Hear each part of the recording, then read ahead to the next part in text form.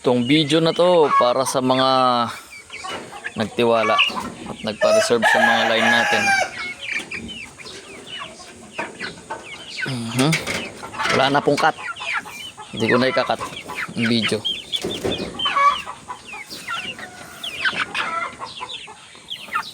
Hindi ko na po ikakat ang video na yan. Wala nang cut. Chik na lang ang meron. Hindi na tayo magkakat ng video. Pili na lang sila dito. Pipili ko na lang sila. Ito rooster. Napunta ng Samar. Sa June 10.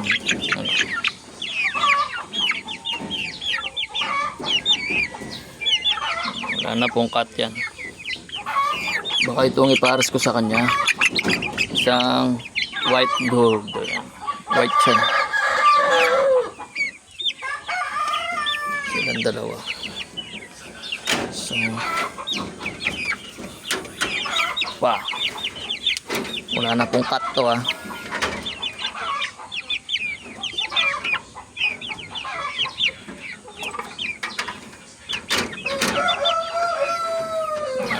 Pumunta ng Samar, Cebu. Yung mga yan. And sa Luzon, sa Masinloc. Sa Visayas, sa Samar. Sa Cebu. Yan. Sa Luzon din. Yan. So, ito naman, papunta ito sa isang kaibigan nating breeder sa part ng Cebu kasi nauna rin siyang pa-reserve. So, kung sino yung nauna, siya yung mabibigyan ng una.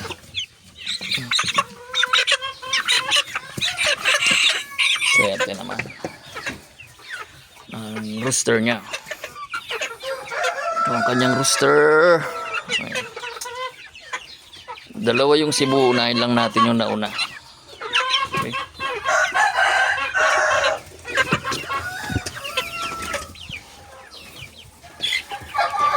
Regular color, marami tayong pinalalaki.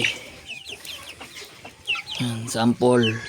Kuha tayo ng sample pa. Ito itong malapit na to. Ganyan sila.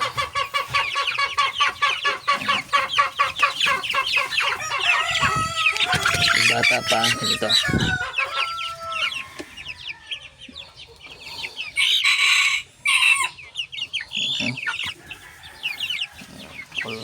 Lahat ito roosters. Isa pa pala, kaya medyo din may presyo ang dong tao. Ewan ko kung bakit. Sa dong tao karamihan na sisiw, puro lalaki.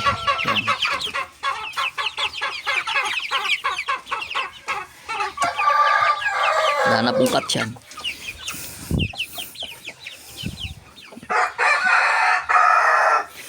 So yun, ang itlog na naman yung ating isang hen doon. Kunin natin. Wala nang cut yan. Dire-diretso na yan.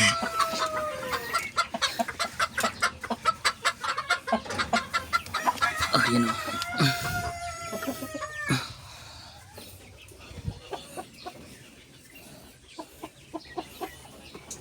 Makulit natin and nilalagyan natin ng markings.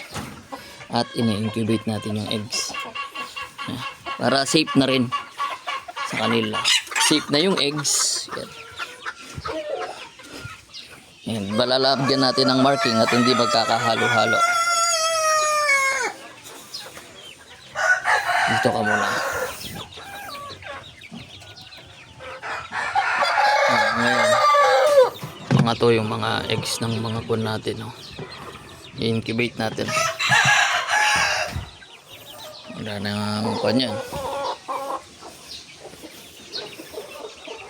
Tapos nandito yung mga babysitters natin. Wala nang cut yan.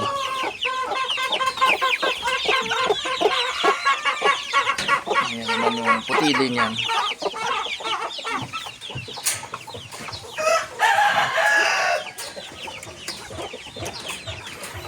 Medyo gigante.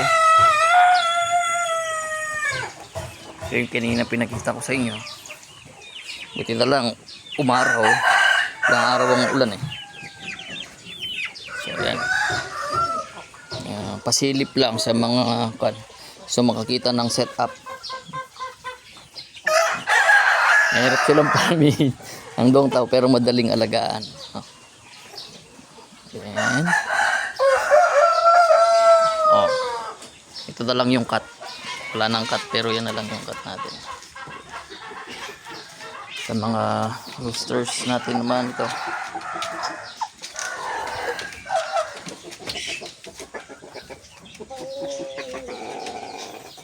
Ayan.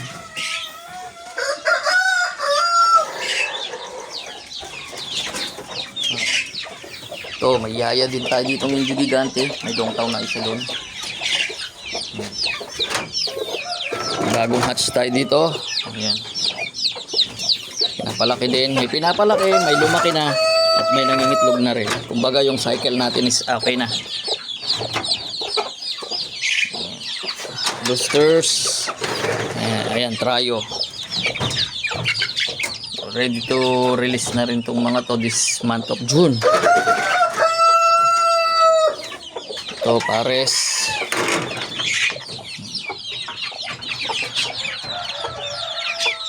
Sample pen.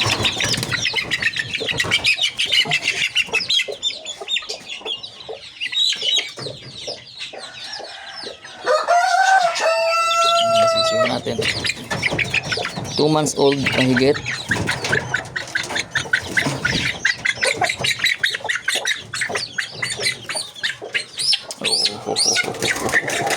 Ayaw talaga magpahawak, no? Ayan, paa niya.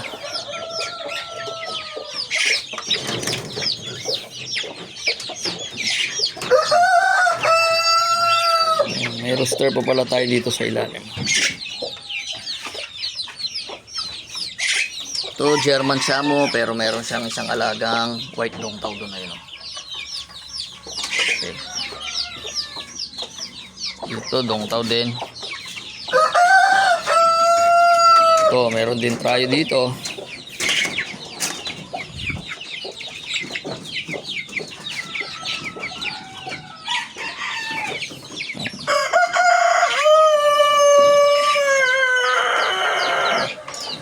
Trio din dyan.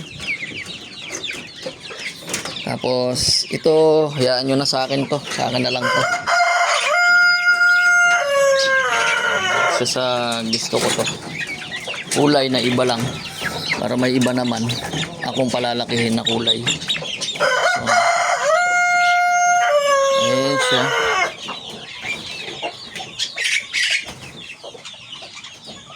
So, ayun yung paa niya.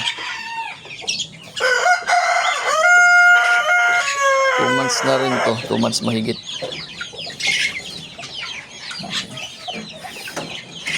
Ang sa akin kasi pag sinabing rare, yung madalang na lang makita.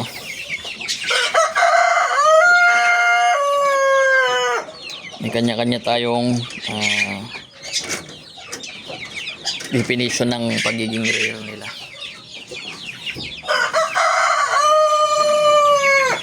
So what do you expect mga darating na buwan?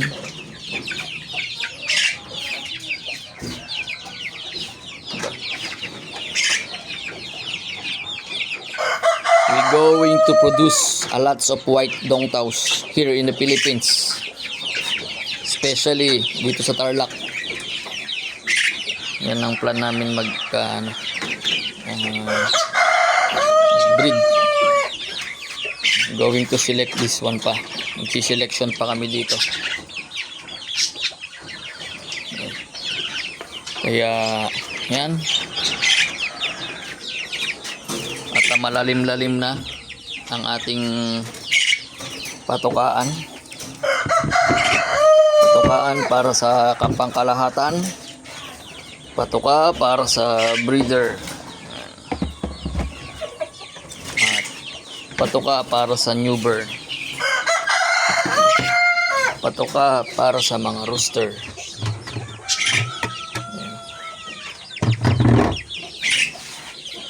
So, yan. Sana po nag-enjoy kayo sa panonood. I make this video to motivate pa lalo yung mga nagbebentaw o nagchi-chicken breeds o fancy chickens na gawin nila to o enjoyin nila yung every moment na pag-aalaga nila. Huwag nyo munang isipin yung profit o yung return of investment, kasi yung return of investment kusang darating po yan. Especially may buhay ang mga alaga natin. So, when you care of them, they care of you also in return. But don't expect na mabilis yon. Darating yun sa tamang panahon. Huwag mong iisipin kaagad yung return of investment. Sa ngayon, puro tiyaga muna. Parang sa pagtatanim. Ano ka muna? Magbibinhi ka muna, magpupunla, and ililipat mo sila sa tamang lalagyan. Specialty yung shelters. Yan, wala pong cut yan. And dito sa side pala meron tayong mga ibon din.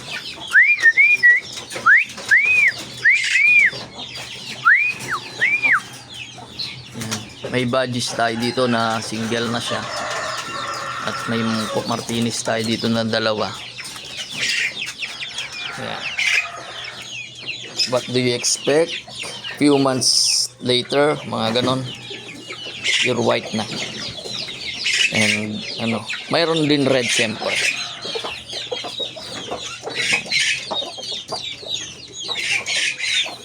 At may naliligaw dito na kuan. Uupo na lang to basta-basta eh. Ito naman ang mga natin yan. 1 month old.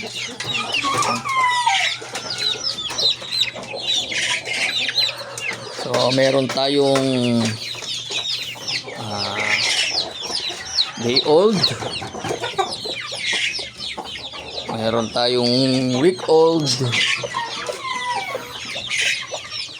meron tayo ditong 2 weeks old to 3 weeks, meron tayong 1 month old, meron tayong going 2 months old, meron tayo ditong 2 months old and 2 months old pataas, and meron tayo ditong mga 3 months old.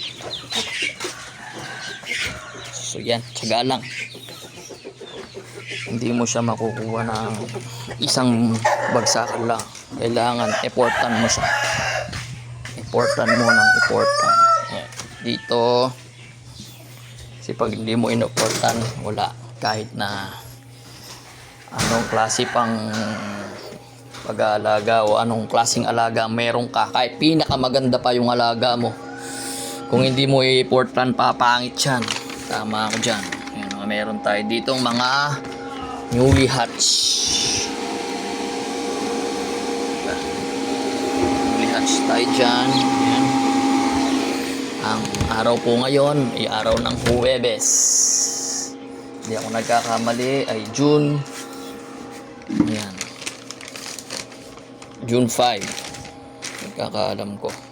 Yan. So yun, thank you so much mga nanood.